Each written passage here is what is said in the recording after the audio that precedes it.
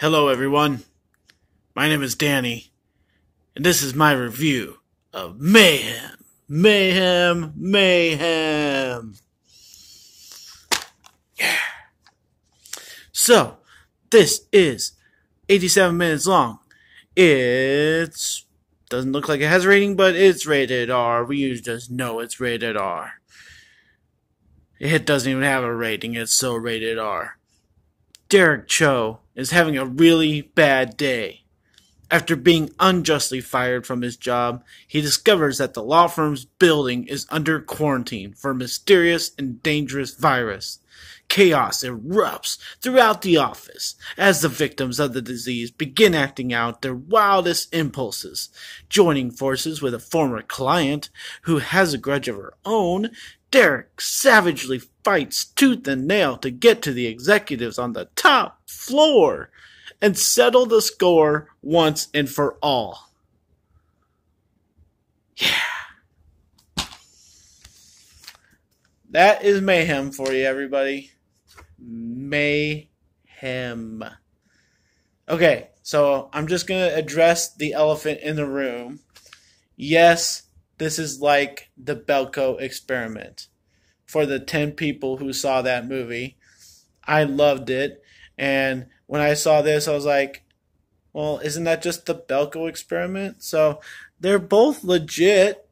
The Belko experiment came out in theaters. Nobody saw it. This is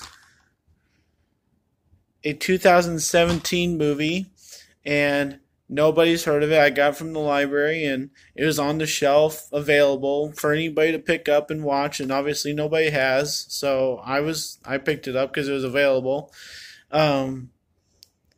Yeah, they're fun movies, and they're vicious, and they're gory, and they're a lot of fun, but nobody wants to watch them. It's a workplace where something happens, and a lot of people die. I mean, what more do you want from a movie?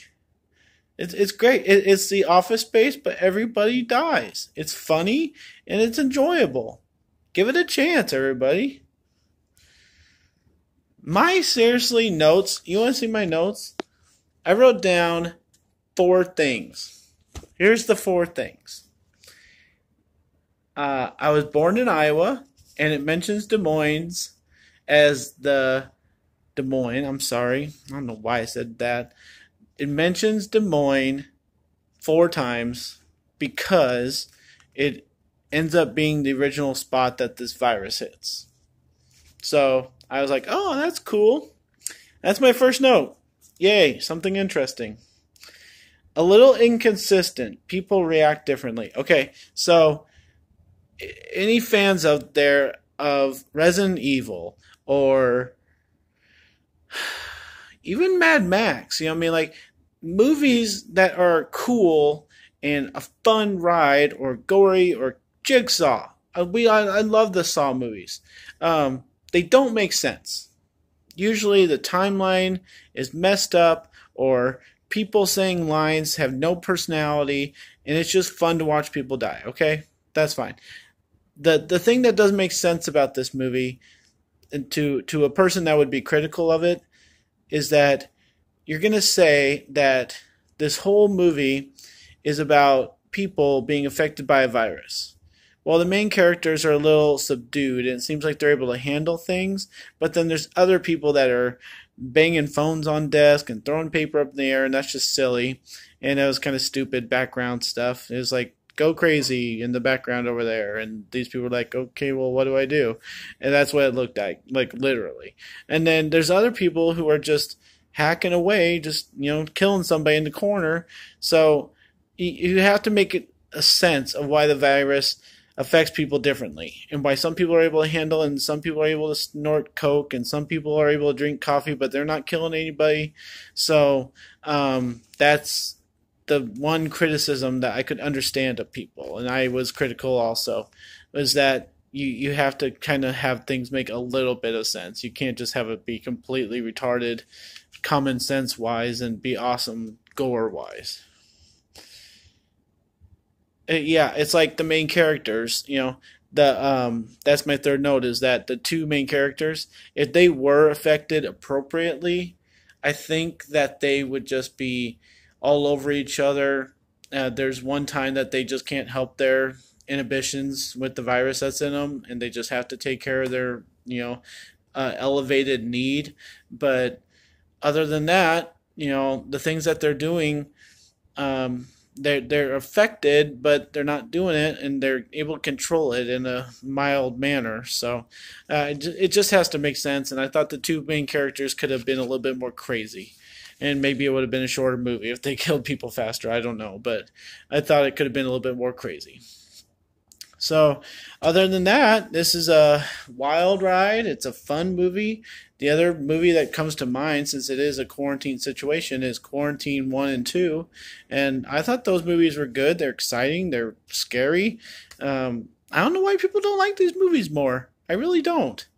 I sit here and I'm going, oh, okay, well, okay. Oh my gosh. I mean, it's a nonstop kind of fun thing that anybody can enjoy if you're not so critical about it making sense. If you just enjoy the craziness of it. So the other one that comes to mind is Final Destination. I mean, I enjoy having people in this world think of creative ways for people to die and putting it in a movie. It's meant to be watched. Watch this, people.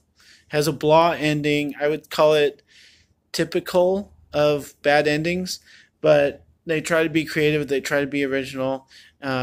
You think he's going to go one way, he goes the other, maybe, from what some people thought he would do. So the main character, Derek. So yeah, I'm going to give this movie a B minus, just for the fact that it is what it is, and it doesn't make sense in some facets. That's fine.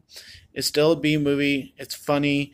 It has great acting for people who were handed this and be like, hey, be kind of crazy or psychotic or be sexy or be a complete moron. I mean, there's a tech guy in about 3/4 of the way through. He's very awesome kind of person that you want in a movie like this to add a little bit more stableness and smartness to it. But there's so many different lines that deliver that it just made it for me. So try and give movies like Belko Experiment and this movie Mayhem very much a try, because they're very entertaining.